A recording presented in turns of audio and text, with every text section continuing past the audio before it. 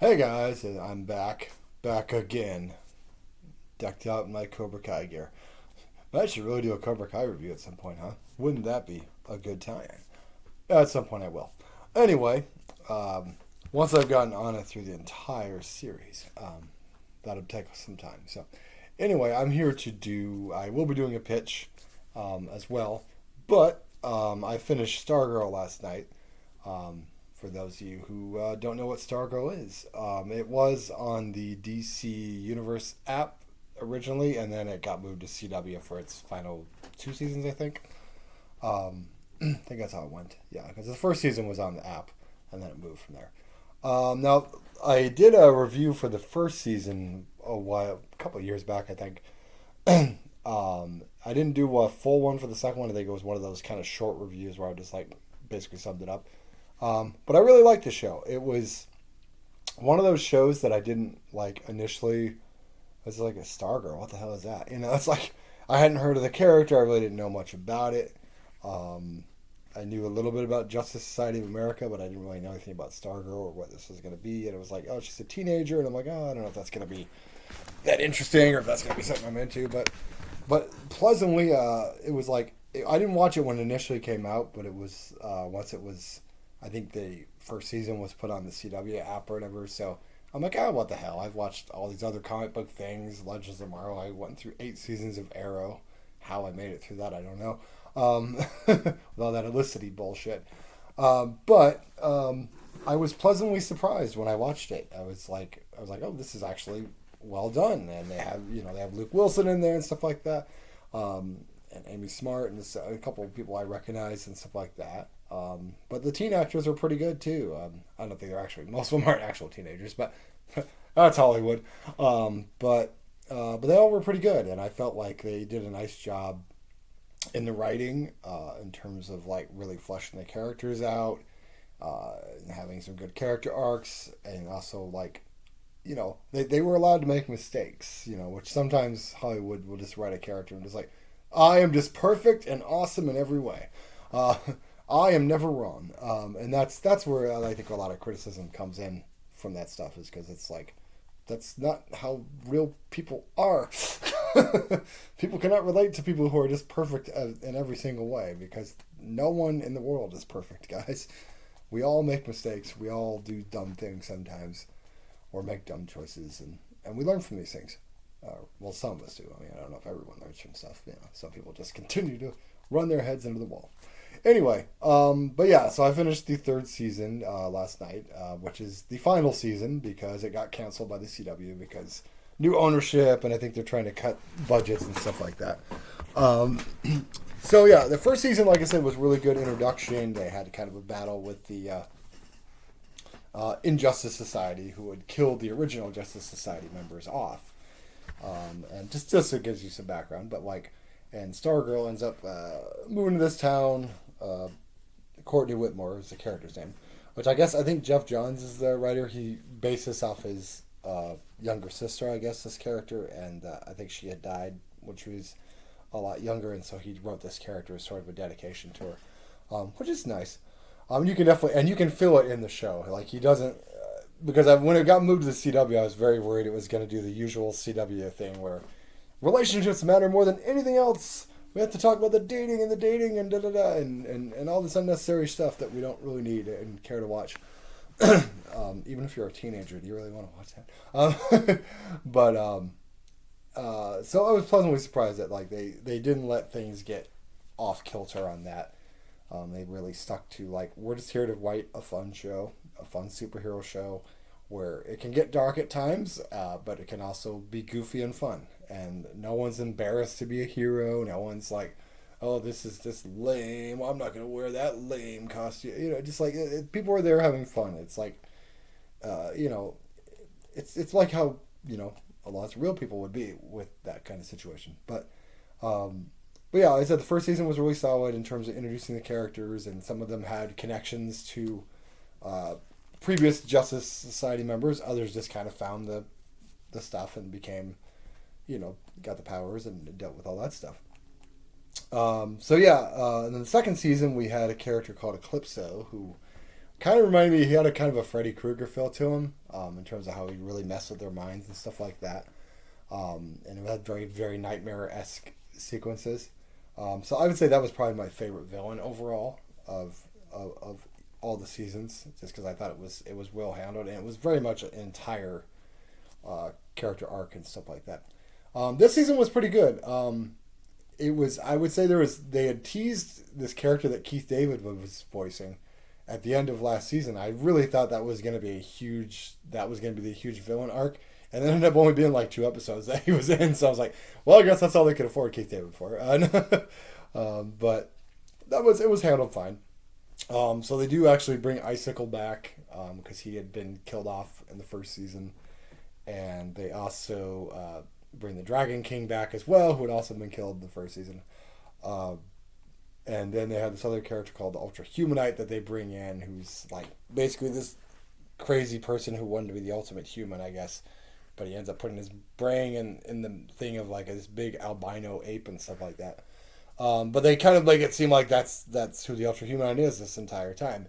But then they had Joe McHale was playing Starman, who was the previous person who had owned the staff before Stargirl got it, and his sidekick was Luke Wilson playing Stripey, and so he was his best friend and all that stuff. And he comes back into town. He's been dead all this time, so like how the hell's he back from the dead? So I should have seen it coming. And by the way, spoilers if you haven't watched it. This is what's happening.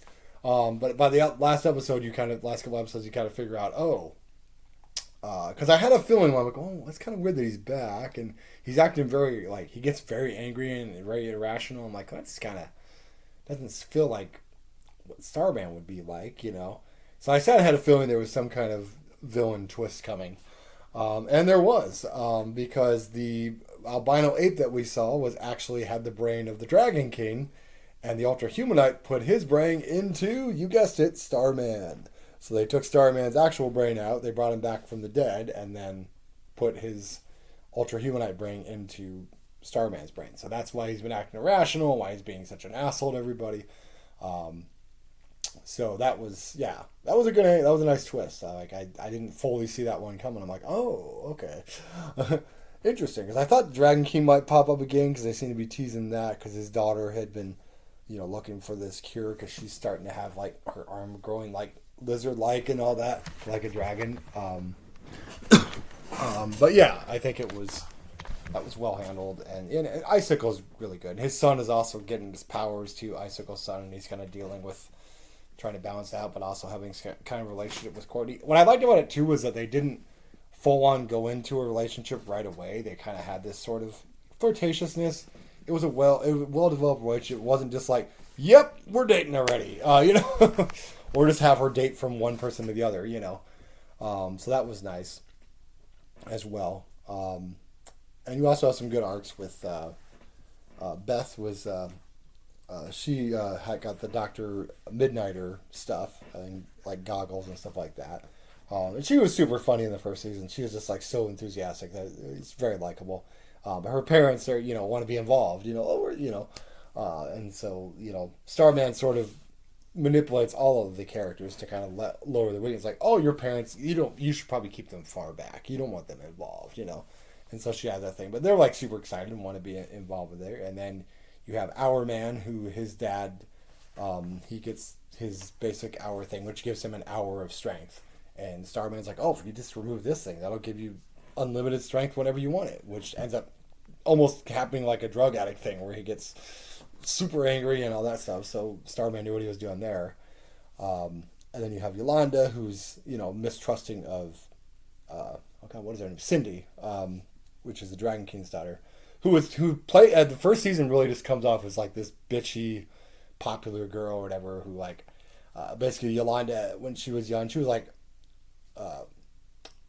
was like really smart and stuff like that, and I guess like honor student and all that. But she was dating this one guy who was like this other character's Brainwave's son, and she sent him kind of I think a topless picture or something like that over the phone. And what happened was that Cindy took it and exposed it to everybody and all that in the school, so everybody saw it, and then she got, of course, slut-shamed for it. But what's worse about it is, like, And even in the 3 seasons, her parents were awful to her. Like they treated her like she had shamed the family with this thing. It's like she's a teenager. She made a mistake.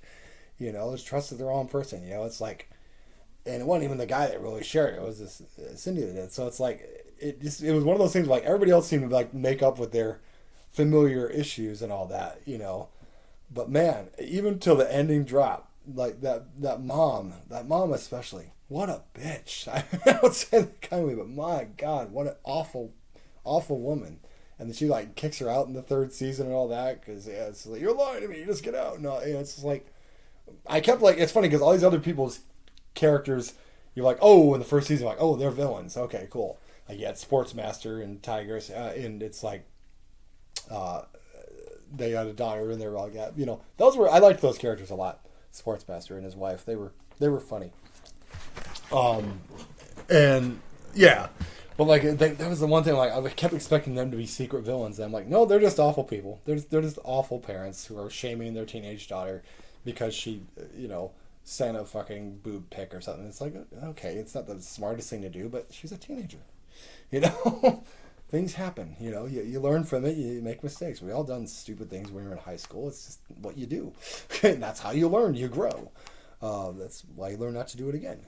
But yeah, that was one thing. I'm like, damn it, can we get some resolution here with these guys? But yeah, they do actually do a time jump of 10 years and like, what's happened and all that stuff. And they leave it open. They kind of left it open-ended as in, is it really the end? Because they got canceled. But it's like, maybe there'll be new DC leadership and all that. Maybe there'll be some kind of future for it. And I hope there is, because it's like I said, it was a well-written show. It was a lot of fun. I never was bored with an episode. I was never like, oh God, they're throwing this stuff in there. It's like unnecessary stuff that doesn't need to be in there. Sometimes that people get a little preachy on things and have to throw it into a thing that doesn't really tie well into the story. It's like, if it fits the story, I have no problem with it. Like there were times that Arrow used some political things, but it was like it fit the story and it fit who Oliver Queen was as a character. I had no problem with that. But like when it's just thrown in there, just like, I want to comment on something, and I'm going to use this show to comment on it. Or just post it on Facebook, and no one has to read it. Like when I post stuff. Anyway, but yeah. So anyway, guys, if you've never seen Stargirl, check it out. It's still on the CW app. All 3 seasons are on there. I think it's also on HBO Max. If you have HBO Max, you can at least watch the first 2 seasons. I'm sure the 3rd season will be up there soon too. But give it a watch, guys. It's a well done ensemble piece. It is female led. There's actually a lot of strong female characters in there. In fact, the majority of the Justice Society is female. So if you're looking for good female role models, there you go. So it's a refreshing show because there's a lot of good characters, female characters out there, but then you have others that are just like poorly handled in terms of like how they're written. And that's not to come out, oh, some man talking about how our women should be written. That's not about that. It's just in terms of like writing them like real people as opposed to like your perfect idea of of what it should be. Like this person has no flaws and is perfect, and you are just dumb. So it's nice. So anyway, that is my Stargirl overall review, I guess. So I kind of touched on all of them, but I just wanted to talk about it because it's a really good show, and it was one of those I wasn't expecting to like, and actually really liked it and watched all 3 seasons. So check out Stargirl, guys.